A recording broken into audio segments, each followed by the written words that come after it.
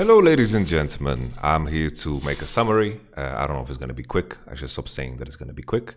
Fuck it. It's going to be quick. A quick summary in regards to World's Group Stage Day 1.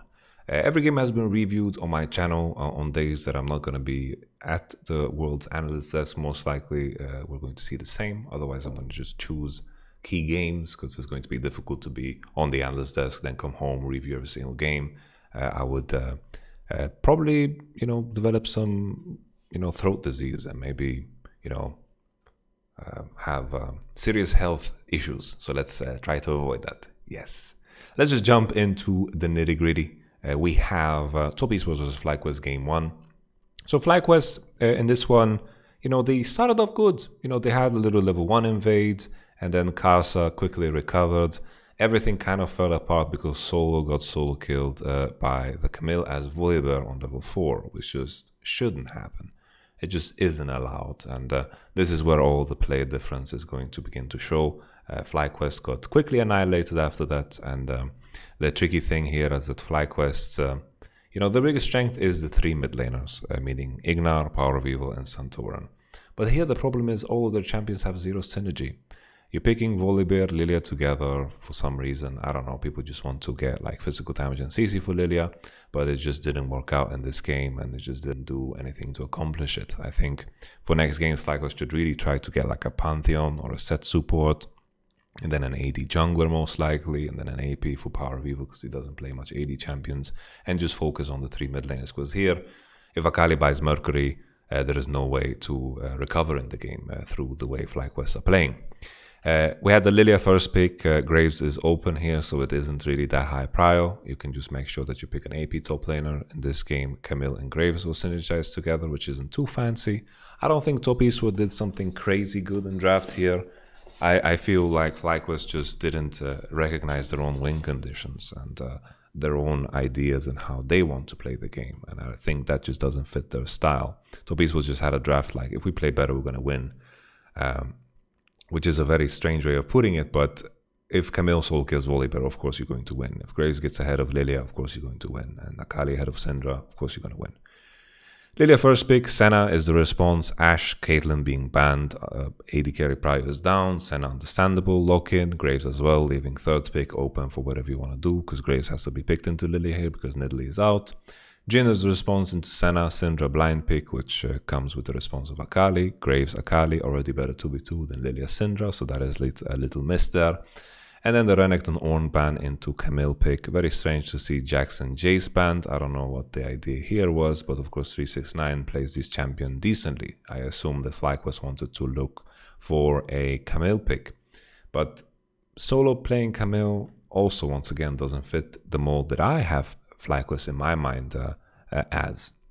I might be wrong because I didn't watch all of their games in the regular season, but I feel like Flyquest looks the most dangerous when they are playing with the 3 mid laners.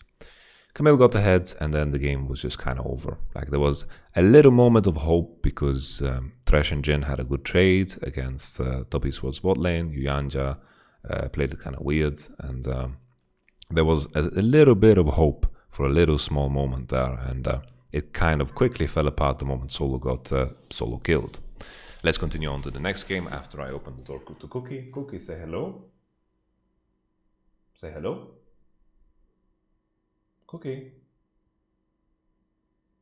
No, he knows that he got my attention, so he doesn't meow anymore. He just blinks at me lovingly. Give me 1 second. Okay, Cookie, come on. Welcome. All right. Okay, we continue to game number 2. Game number 2, Unicorns of Love versus DRX. This time around, I felt like draft was a little bit more relevant. Here, DRX, definitely just drafted the perfect composition for a Nidalee. Renekton gets first picked. The idea here, Unicorns of Love first pick Renekton. And then they have an AP jungle option in Evelyn because the enemy has to take Nidalee away because you don't want to give Renekton Nidalee, which is okay. Like either you first pick Nidalee here or you first pick Renekton. Unicorns of Love banned Caitlyn on blue side. A lot of Caitlyn bans because some of the AD carries are hard hitters here in comparison to the play-ins, of course. Let me just shift my hat around. It feels kind of weird when it's like that. All right, that feels better. Jesus, this room is so hot, and I realize how fucking sweaty my hair looked, but whatever, you know, gamer life. Caitlyn ban, Swain ban. I think Swain ban was kind of weird, but you just kind of remove it because you just want to, you know, remove any silliness from the equation. Hecarim out as well. I think the DRX just didn't practice it. It's something that LCK didn't really give a damn about when it came to the Hecarim. Renekton, and then Ashe Nidalee. Evelynn gets locked in, Evelynn Jhin. Evelynn the response to Nidalee, and then Jhin to Ashe, because already Caitlyn is banned. And I guess the idea here is that they don't have 80 options to blind pick for mid, which is kind of weird. You know, when you have Evelynn, usually you want to have a set mid, you want to have a Tristana mid maybe. I thought that was the idea of Unicorns of Love's draft. But the moment they locked in Jhin, I knew we are going to play a very standard draft in this game. And I think if Unicorns of Love want to cause some damage against a team that is so much individually better, I think they need to mix things up. The moment Jhin is locked in, you know it's a standard draft and you're playing standard against DRX, you're not going to have a chance. Ornn gets picked, Ornn Nidalee, beautiful combination. Any farm jungle loves to have Ornn top because it's a champion that doesn't need attention, and if you're in the area, you can almost always pick up a kill if the enemy team doesn't respect it, because Ornn naturally can set up gank so beautifully, no matter what state he is in. Braum as a follow-up to, of course, put Ornn in a better position, Karma ban, and then we saw the first Pantheon in the group stage. And Pantheon is unbelievably strong. Once again, very good synergy with Nidalee. Ashe Pantheon against Jhin is going to be super hard, and then picking Alistar makes it even harder. This was a bot lane masterclass. Korea and Deft really put a hurt into Jhin. I want to give props to Gadget and Santas too, because they survived well. Like, there were some moments where they could get dove and they backed off at the right time. This is just a dangerously hard matchup.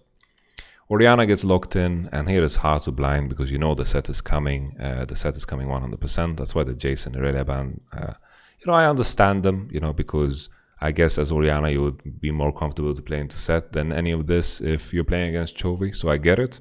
But you know that the AD pick is coming, and considering Irelia and Jace is banned, these are two champions he played in playoffs, of course, Chovy, and lost on them. But there is many AD options for DRX and mid, which is a massive strength considering some of the AP junglers are incredibly powerful right now. And having AD mids is something that a lot of other teams are struggling with when Lucian is banned, like in this case, Lucian out. Sylas has been a counter pick for Chovy for a long time.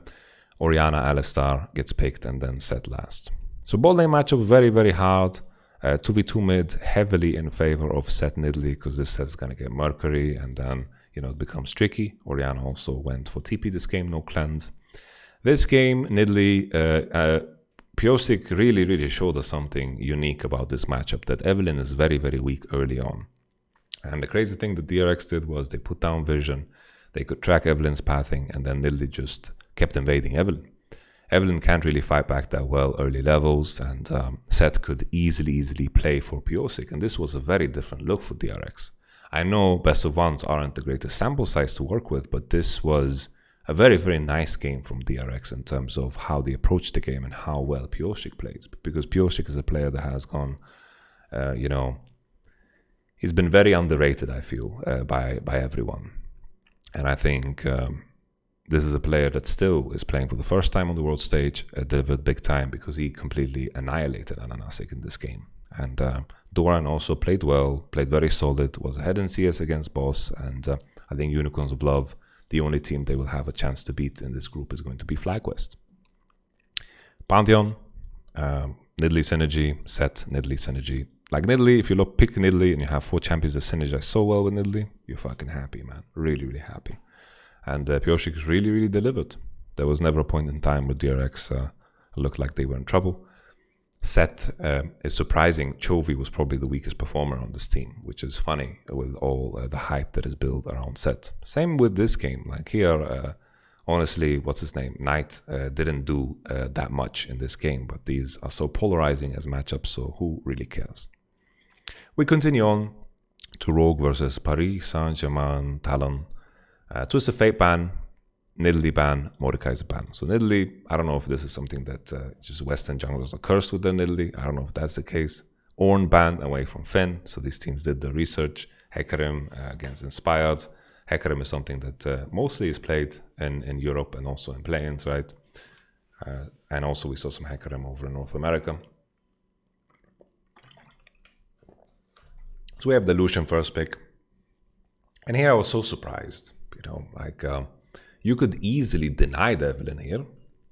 You can go Evelynn Renekton, and then you have a game. You definitely have a game. But you just lock in Graves Renekton? That has very little synergy, and you are already falling into Malphite territory. Evelynn and Kalista gets locked in. I was worried about the Kalista pick. You're picking Kalista into a bot lane that loves Kalista. Kalista is something that we've seen very little of, and Kalista against Senna is tricky. But Kalista Rakan is a very, very, rustic and, good combination that will always find value within a game, especially if it reaches level 6 without any form of danger. So they went for the team wombo combo. Orianna, 4th pick, as the pick into Lucian, and the Malphite choice was very easy. If you take a look at my review, I was screaming Malphite in this moment, and I wouldn't be surprised if every other analyst that has a voice was screaming Malphite too. I like a lot that Rogue recognized their strengths and issues. I think Finn's team fighting was beautiful this game. He hit a lot of 3-man ultimates, but when Graves, Renekton, Senna gets picked in the first 3, the Malphite choice becomes so painfully obvious. You just want to pick a tank into these because these champions are going to struggle against the tank big time. They're going to buy their black cleavers and you're going to laugh your way straight to the bank. But Malphite is just the most pristine and the most premium pick here. Rakan gets locked in as a blind pick, no Leona, and then Nautilus gets picked as well. So here Rakan Kalista as a bot lane. Might lose Prior at some points against Senna Nautilus, but the value is after 6. So this game, Rogue's plan to victory is very straightforward. Lucian, Evelynn, 2v2 mid, and then spread it to the rest of the map.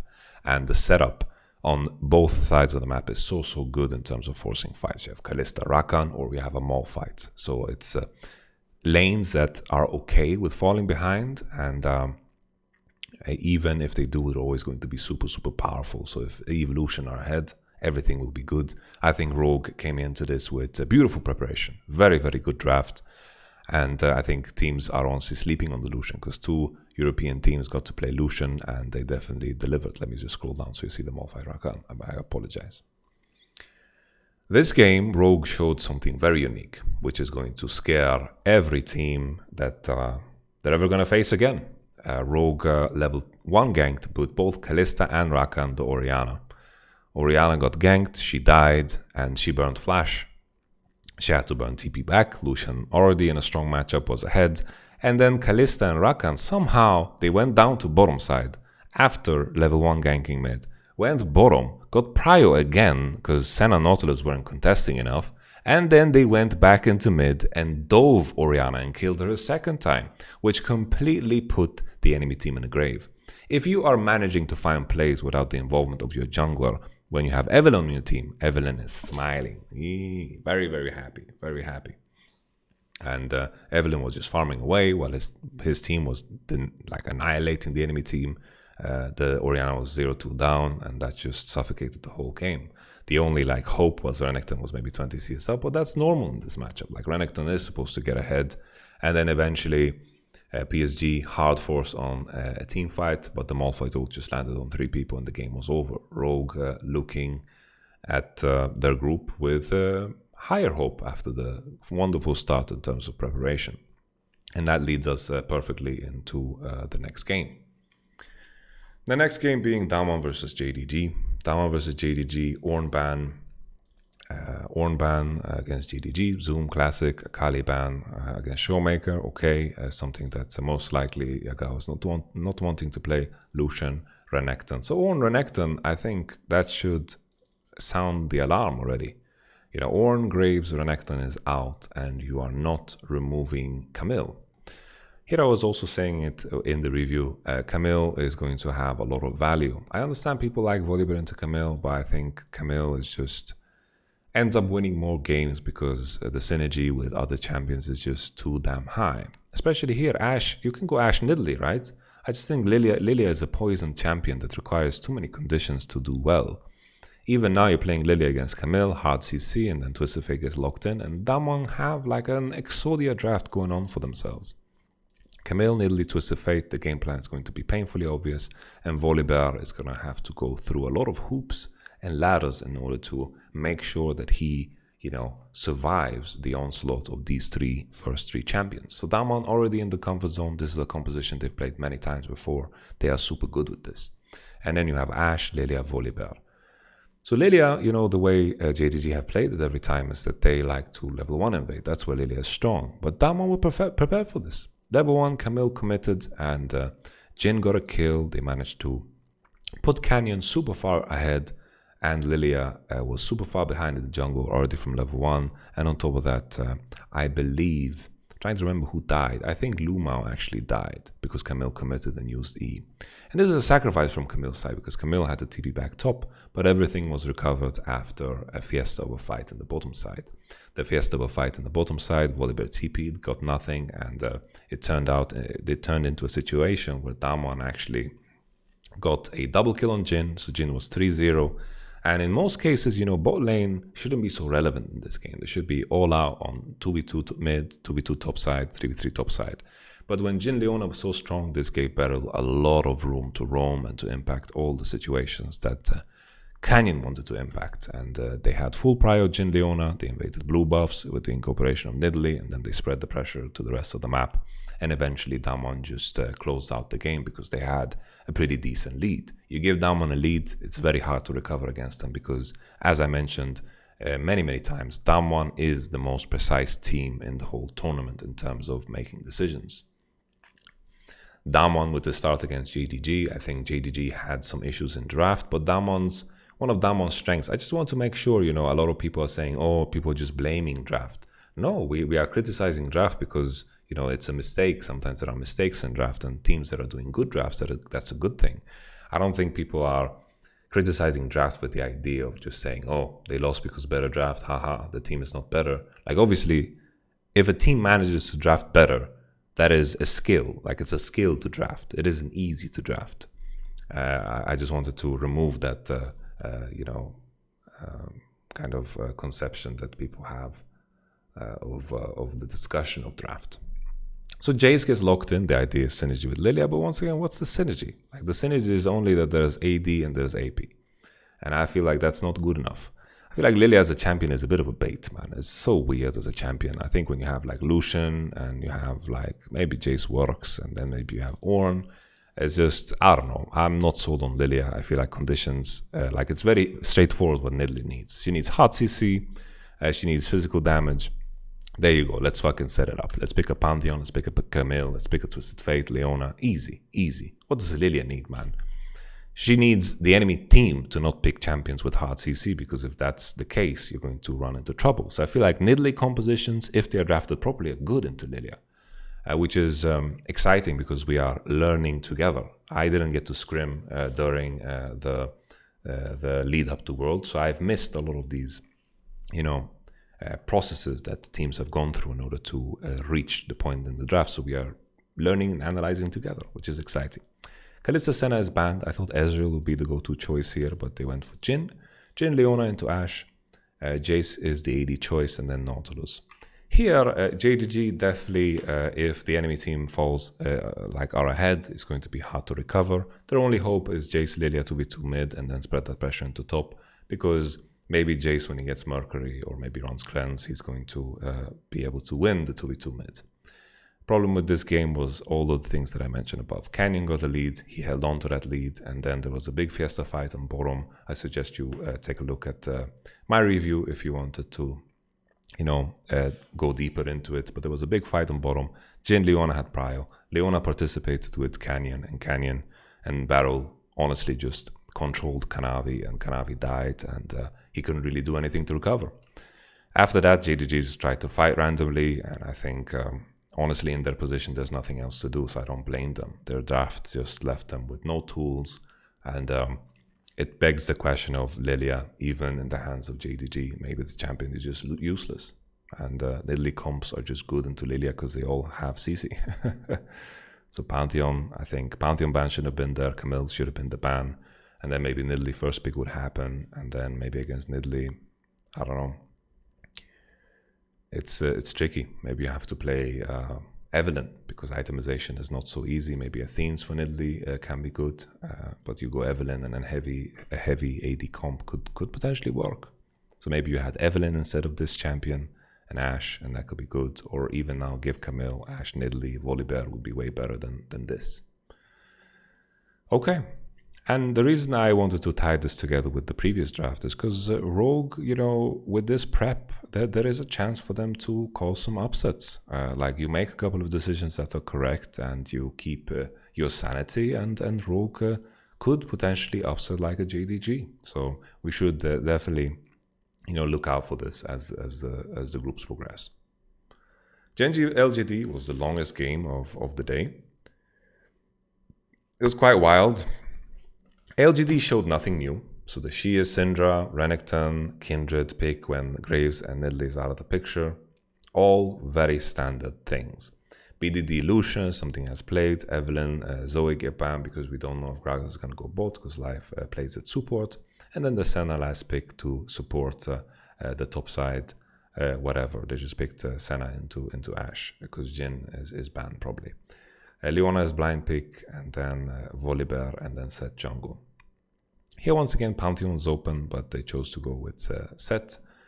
Sett is pretty decent against Renekton because you can kind of deny everything he wants to do, and at the same time it's good into Kindred. So the problem that LGD is facing now is that Peanut's champion pool is so predictable. The moment Graves Nidalee is out, I'm like, he's going to play Kindred.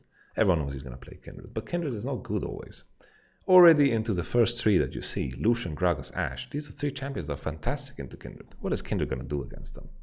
It is honestly borderline inting to pick Kindred here. They pick Kindred because Peanut has not found success on any other champion besides Nidalee, Graves, and Kindred.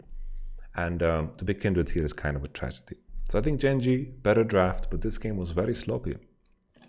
Xia was in trouble in this game, and there were a lot of things that went in Gen.G's favor. I think Rascal played his lane phase pretty well.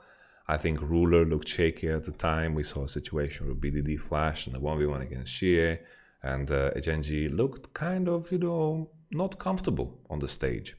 I found out later that Ruler has some problems with his ears, so he was playing with kind of a napkin over his ear. He is not feeling 100%, so that could be a part of it. But Gen.G took the win after about 45 minutes of pain. Like both sides had 3 Drakes, and in all honesty, Lucian and Ashe were so goddamn strong that it shouldn't be a question.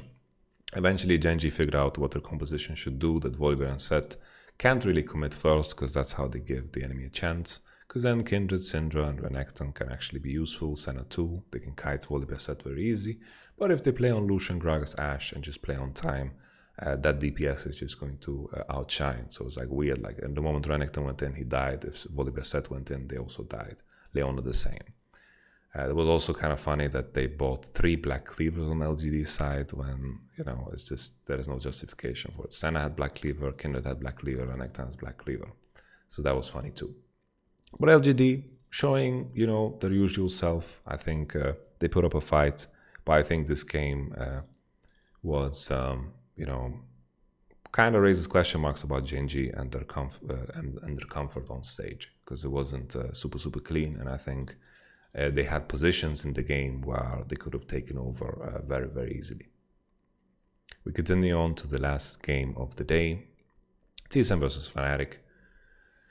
Lucian was not banned, which was strange. Like, why on earth wouldn't you not ban Lucian? Like, Thresh is something that Hylissang has practiced a lot, but I don't know if it's fair to go for this. Shen GP just to set up the Camille, which is understandable. Okay, we don't mind this. Bwipo hasn't played that much Camille, so they're setting up the Camille, which is okay. Broken Blade did super well in the Camille. He was definitely the standout performer on this team. But Lucian gets through, and Syndra was the answer. And Syndra Nidalee is not the strongest 2v2, but I assume the mindset here for TSM is that he's just going to beat Nemesis potentially. think Nemesis has looked the best on Lucian and Orianna, and in this game he honestly looked better than Syndra.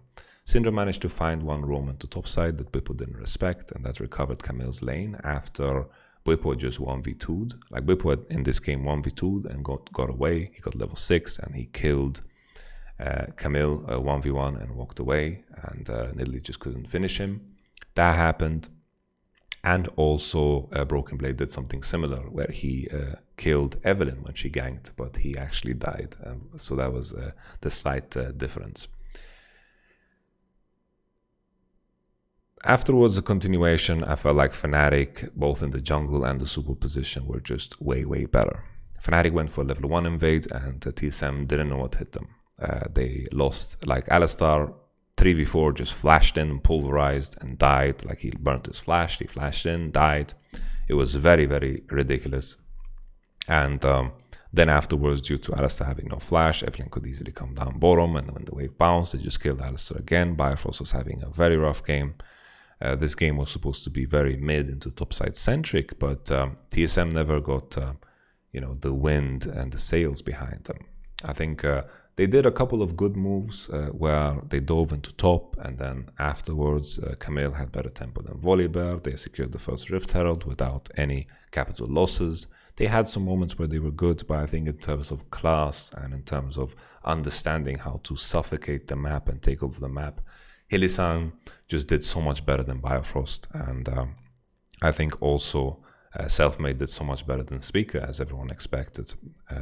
Eventually, Speaker landed on Azika's arm guard because he's itemizing against the Jhin and the Lucian and the Volibear, but Evelyn found him in the jungle and just ate him alive, and Selfmade definitely took over the game. This is one of the most beautiful Evelyn games that I've ever seen, and Selfmade continues to deliver.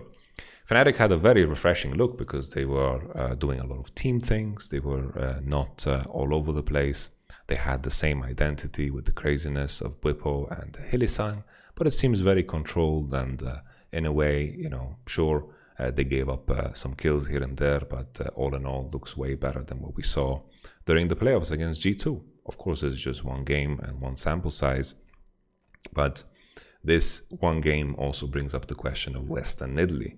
I made a tweet about who plays, it was kind of a sarcastic tweet, like, is there any Western jungler that plays Nidalee? And everyone said Spica, but this was one of those games where you once again realize why you wouldn't want to play Nidalee. Sure, it isn't the best condition for Nidalee because she doesn't have anyone that can use the attack speed off of E, and Syndra Nidalee isn't the greatest 2v2. It isn't similar to the DRX draft that was designed to make Nidalee succeed. This was just a very unexciting game from Speaker, and of course, it's a rough one. It's his first game and he's playing against someone like Selfmade on the world stage. A lot of the success that TSM found was, of course, off stage. A lot of that came at the end of summer, so that also is something that is raised as a question. But I think in terms of layers, in terms of how deep Fnatic think about the game, it's just so much deeper than TSM, because you could see how they were moving around the map, how they were contesting specific camps, how they were making decisions. They were very, very good at building vision and always keeping track of what TSM's next move was.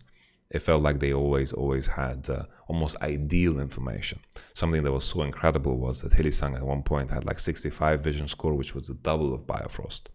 And I think Hylissang definitely showed that he is a level above Bifrost. So I think if we look forward to the next time these teams meet, I think Broken Blade had a decent performance, but it just wasn't enough in this case. And I think everyone had eyes on the Bjergsen Nemesis matchup, and I think Nemesis, there's no discussion here. Like, I don't think Bjergsen outperformed Nemesis or anything. Of course, he's playing his Lucian, and we'll have to see what happens in the draft where, some more bans head in his direction. But with that being said, I think Nemesis did decent in this game, and I don't think he was a liability, and he was good and very, very solid, and didn't, fall under any pressure. He went for Manamune Lucian and eventually got to the point where he was just too fucking strong.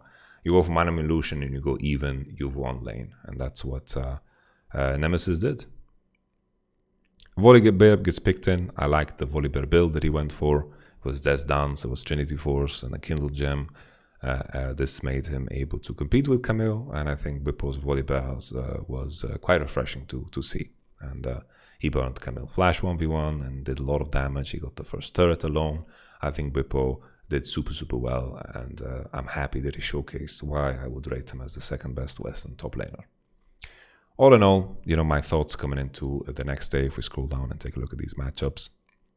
We have the group that was missing, Group A, so we have them starting off. I think Team Liquid is going to beat Mach Esports. I think Mach Esports is kind of like a baby Team Liquid, and I think Team Liquid just does what Machi wants to do, but better. G2 versus Suning is kind of a toss-up. I think Suning, if they can play through bottom, they can maybe find ways to punish a G2 bot lane that might be weaker.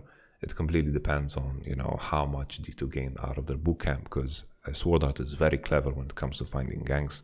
The relationship between Sword Art and SoFM is something that can find a lot of danger. And then G2's strength is, of course, Caps and Wunder in that top side. But we've seen many top side-centric games today, and I think it's a complete viable strategy. Camille is a big thing in the current meta, and looking to punish the rookie that is residing in top lane. Of course, Bin is a valid strategy. Bin is a very volatile player, very volatile. Had the most solo kills in top, I think, in the entire region.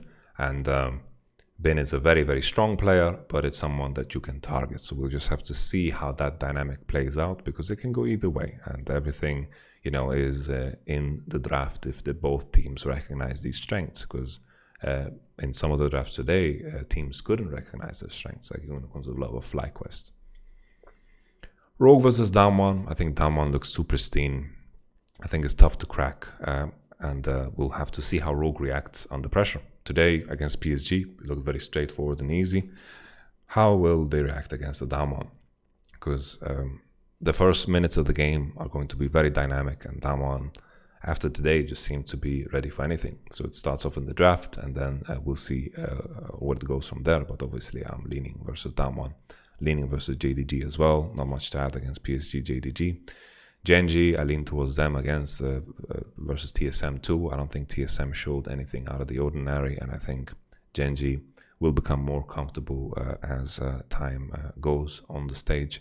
I think today, Ruler and BDD didn't have like a really high level performance, and if there's any opportunities here, I'm not too sure, because TSM, I think as a team, don't do anything out of the ordinary, and I think that's what you need to do in order to beat Gen.G. I think you need to shock them, and when they get shocked, that's when they tend to kind of crumble and play too safe.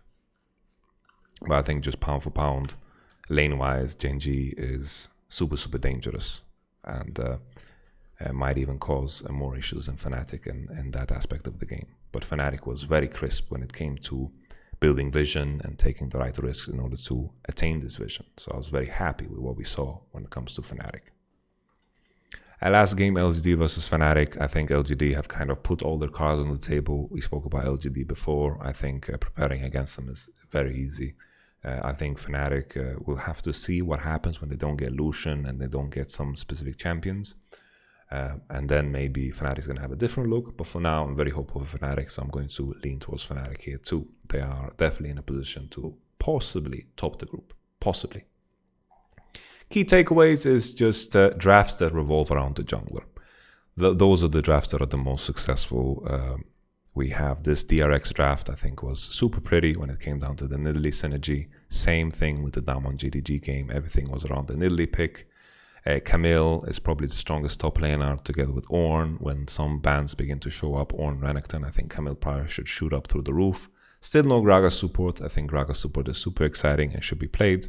Orianna mid, TF mid, Syndra mid, the usual. I don't think anything is out of the ordinary there too.